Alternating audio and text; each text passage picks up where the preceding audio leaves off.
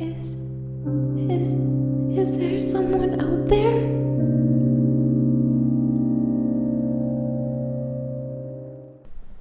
Hello, and welcome to my storytelling corner. Here you'll find comfort from the storm, of sorts.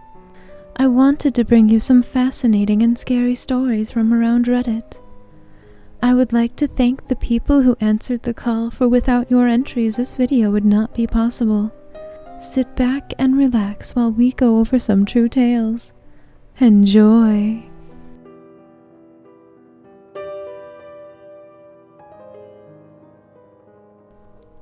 I have never had anything outside of what I would call a normal dream. This happened over several consecutive nights, 2 or 3 years ago. I dreamed of a version of myself that existed in what I could only describe as the Age of the Knights. This version of me seemed to be smitten by a princess from another kingdom. Her father refused to allow them to marry, so this version of myself was willing to plunge his kingdom into war to take her from her father so that they could marry. Over the course of the next several nights, I watched his kingdom be plunged into war over his love. I watched several battles unfold, all from the third person. I never once saw anything through anybody's eyes other than my own, as I do in typical dreams. The final night of this dream, I saw them standing around a table with a map that appeared to be made out of animal skin, and they were going over battle plans. Out of nowhere, this alternate version of myself stopped talking, looked me directly in the eyes and yelled, "You're not supposed to be here." And I woke up. I have never had that dream since. This is the only time he ever spoke to me or acknowledged my presence in this dream, and to this day, it is as vivid in my mind as the nights I dreamed them.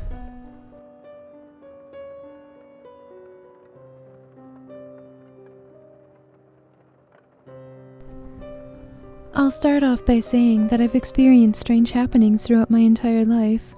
They are usually benign, nothing scary, just unnerving.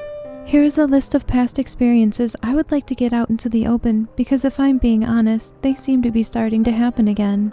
My childhood home was not anything special, just a run-of-the-mill shotgun house that had been added to over the decades by the previous owner.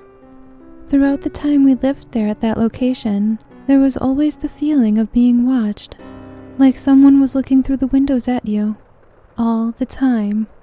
You would hear someone walk upstairs to the bedrooms, which previous to this stood as the home's attic. Another time, my mom was violently pushed down the stairs to the basement and ended up badly injured. This information she would tell me years later, as she did not want to scare me as a child. You always felt unwelcomed in the basement. Lights would burn out all at once. You would always hear noises from down there and never dared to investigate.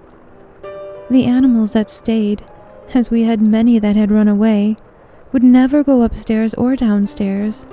Then there was the shadow. As I was brushing my teeth, I happened to look in the mirror, and it just stood there maybe 3 feet behind me and never moved. That was my last night in this house. Ever. In my first place, which I shared with 2 roommates, we always felt watched from the windows. At various times throughout the day, we had all gotten our ears flicked. Other times, we would hear someone walking through the kitchen.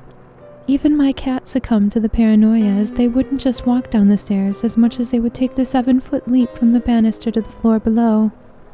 In the first place I ever lived alone, the feeling of being stared at from the bedroom was so bad that I couldn't even sleep in the bedroom.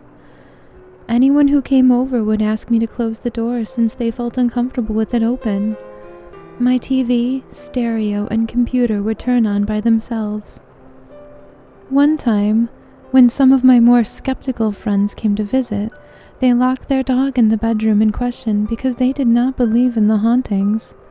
When I returned, I found that they left their dog so terrified that he scratched and tore at the door in the frantic hope to escape. Much later on, I was living with my wife and infant son in a different apartment. At this point, I was working the night shift and my wife would call me just about every night hysterical as she could see shadows moving past the door. Just for note, the door was closed but the lights were on. We would both catch things in our peripherals.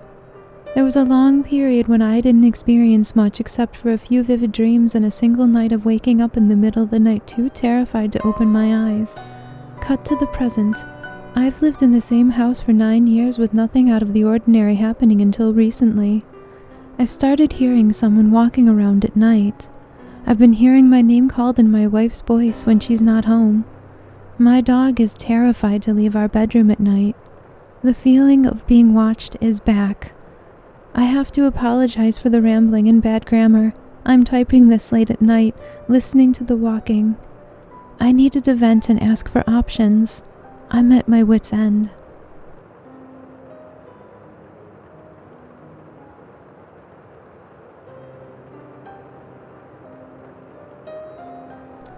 For background, I am a 23-year-old female and my mother is alive.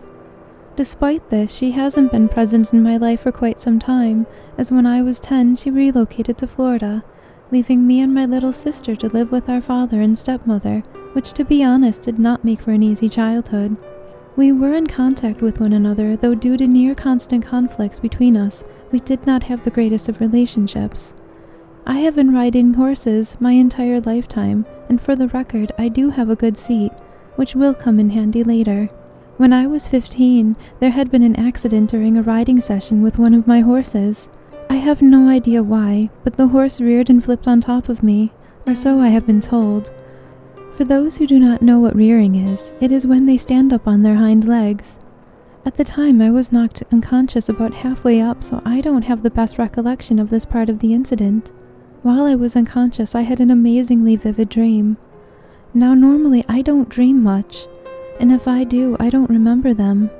In this dream, I was in a room of gold and white, and it felt comfortable, like I was in a warm, safe place. Beneath me there was no floor, and in a way it felt like I was hovering in the air. It was then that my mother flew down and told me that it was time to wake up. She told me over and over that I needed to wake up, about 5 times. I woke up sobbing that I had seen my mother, and I was told that I had been unconscious for about 5 minutes. I had no breaks, scratches, and barely any bruises. The only injury was a mild concussion. My helmet was obliterated to the point that one of the 4-H advisors took it as a demonstration of safety precautions. My mother messaged me the same day, having heard about the accident. I have never told her or anyone else about the dream, but to this day it is the most vivid and realistic dream I've ever had, with the strangest feelings of familiarity.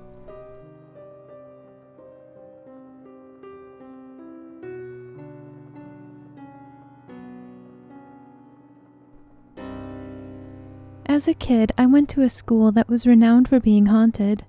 It was built in the 1910s, but somewhere in the mid-1950s there was a devastating fire that burnt the whole top floor, and many children died that night.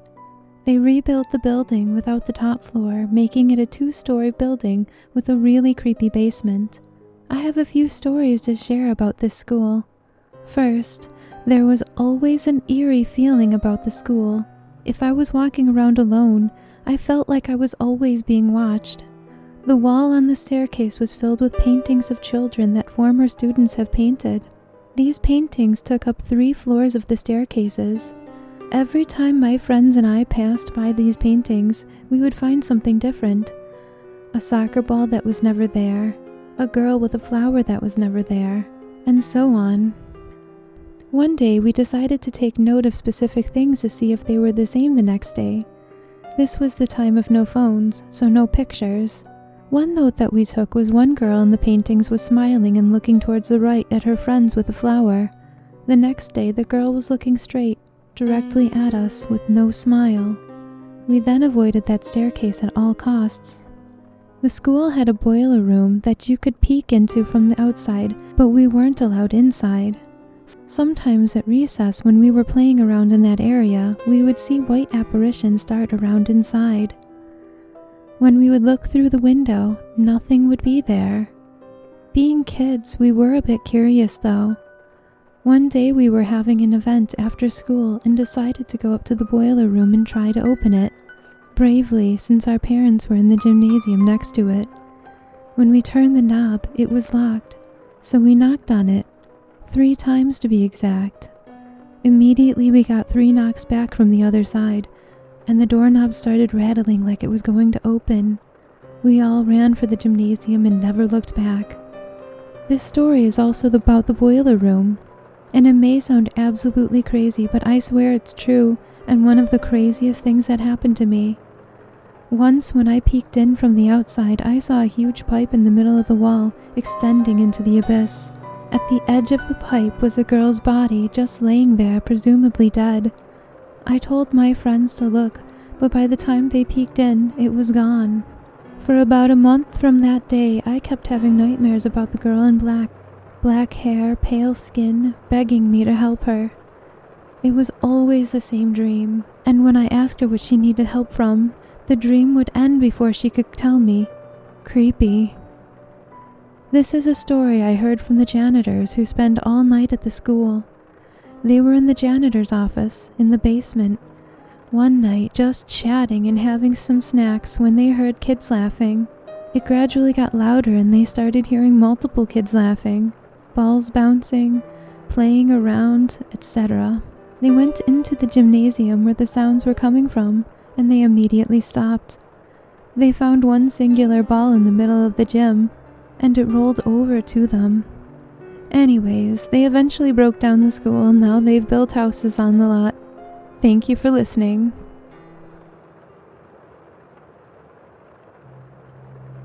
Thank you for listening to my video. I hope that you enjoyed these tales as much as I enjoyed narrating them for you. If you would like to hear more content like this, please feel free to let me know. Again, thank you to those who allowed me to read their stories. And goodbye for now.